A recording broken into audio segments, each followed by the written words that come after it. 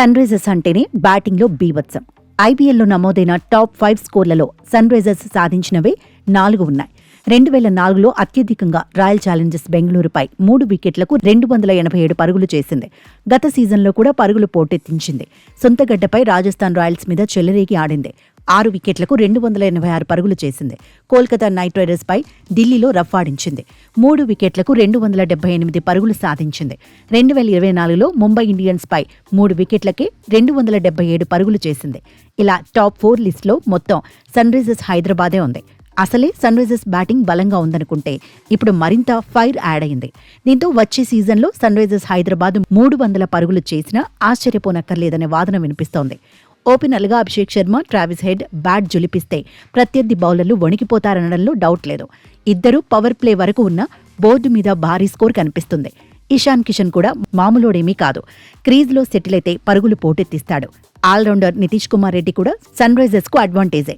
2024లోనే నితీష్ విశ్వరూపం చూపించాడు. తన బ్యాటింగ్ స్కిల్స్ను రుచి చూపించాడు. నితీష్ కుమార్ రెడ్డి ఫామ్ అందుకుంటే సన్ రైజర్స్ హైదరాబాద్ టాప్ గేర్లో దూసుకుపోతుంది. సన్ రైజర్స్ హైదరాబాద్ జట్టులో విధ్వంసానికి కేర్ ఆఫ్ ఎవరంటే హెన్రిచ్ క్లాసెన్ అంటారు అభిమానులు. అంతలా క్లాసెన్ బ్యాటింగ్లో ఫైర్ ఉంటుంది. స్పిన్, పేస్ అనే తేడా లేకుండా అటాక్ చేయడంలో ఈ సౌత్ ఆఫ్రికా ప్లేయర్ ముందుంటాడు. మినీ వేలంలో సన్ రైజర్స్లోకి లియామ్ లివింగ్స్టోన్ కూడా వచ్చాడు. లివింగ్స్టోన్ సైతం హార్డ్ హిట్టరే. ఇప్పటికే టీ20లో తానేంటో చాటుకున్నాడు. బ్యాటింగ్తో పాటు బౌలింగ్లోనూ లివింగ్స్టోన్ కీలక ఆటగాడే. అనికేత్ వర్మ కూడా బ్యాటింగ్ విభాగానికి బూస్ట్ ఇచ్చే ప్లేయరే. స్మరణ్ రవిచంద్రన్, సలీల్ అరోరా కూడా ఎస్ఆర్హెచ్ జట్టులోనే ఉన్నారు. కెప్టెన్ ప్యాట్ కమిన్స్ తక్కువోడేమీ కాదు. తనదైన రోజున బ్యాట్తో దంచి పడేస్తాడు. 8వ స్థానం వరకు బ్యాట్తో దుమ్మురేపే ప్లేయర్లే ఎస్ఆర్హెచ్లో ఉన్నారు.